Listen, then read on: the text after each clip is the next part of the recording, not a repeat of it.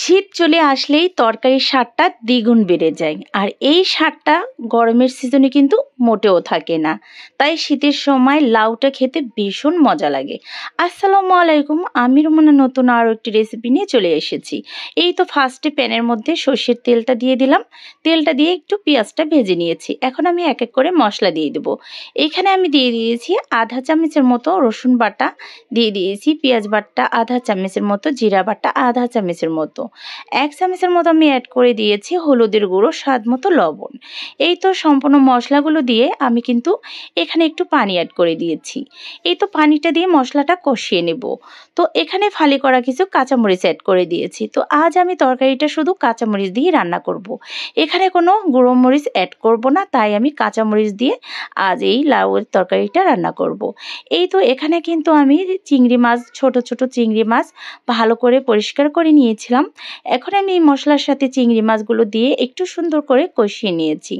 এই তো মাছগুলো কষানোর পর আমি এখানে কিন্তু লাউগুলো কেটে রেখেছিলাম। এই তো লাউগুলো এখন আমি মাছের সাথে দিয়ে সুন্দর করে কষিয়ে নেব। এই তো লাউগুলো একটু উল্টিয়ে পাল্টিয়ে নেড়ে চেড়ে দিয়েছিলাম। এই তো দেওয়ার পর ঢাকনা দিয়ে কিছুক্ষণ ঢেকে রেখে দিয়েছি। আমি ঢাকনা তুলে আরও সবজিটাকে সুন্দর করে উল্টিয়ে পাল্টিয়ে এভাবে নেড়ে চেড়ে সুন্দর করে কষিয়ে নেব। এই তো লাউ থেকে কিন্তু অনেকটাই পানি ছেড়ে দিয়েছে।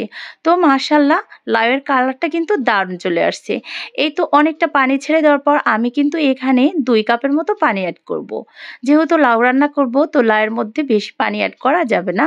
তো লাউয়ের পানিটা কিন্তু সহজে শুকাতে চায় না, আমি কিন্তু এখানে অল্প পরিমাণ পানিটা অ্যাড করে দিয়েছি।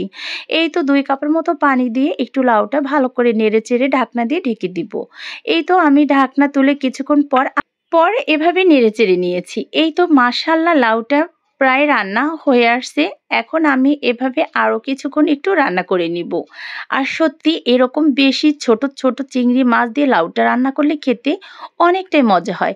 এই তো আমি একটি টমেটো ফালি করে কেটে নিয়েছি। এখন উপর দিয়ে একটি টমেটো দিয়ে এখন লাউটাকে আরও কিছুক্ষণের জন্য ঢাকনা দিয়ে ঢেকে দেব। এই তো ঢাকনা তুলে আরও একটু নেড়েচেড়ে দিয়েছি। তো টমেটোগুলো সম্পূর্ণই গলে গিয়েছে। আর লাউটা যখনই সেদ্ধ হয়ে আসবে তখনই কিন্তু টমেটোগুলো অ্যাড করে দিতে হবে, তা না হলে লাউটা সহজে সিদ্ধ হবে না। আমি কিন্তু লাউটা সিদ্ধ হওয়ার পরে এখানে টমেটোগুলো অ্যাড করে দিয়েছি। আর টমেটোটা মাঝখানে দিলে কিন্তু লাউয়ের কালারটাও সুন্দর হয়, সেই লাউটা খেতেও ভালো হয়। আগে দিলে এই লাউটা কিন্তু অনেকটাই টক হয়ে যায়, তাহলে সেই লাউটা খেতে ভালো লাগে না। এই তো আমার লাউ রান্নার একদম ফাইনাল লুকটা চলে আসছে। মাশাআল্লাহ, অনেক সুন্দর হয়েছে। ধনিয়া পাতা কুচিয়ে অ্যাড করে দিয়েছি, দিয়ে এখন নেড়েচেড়ে পরিবেশন করে নিব। দেখতে যত সুন্দর, খেতেও অনেক মজা। আল্লাহ হাফেজ।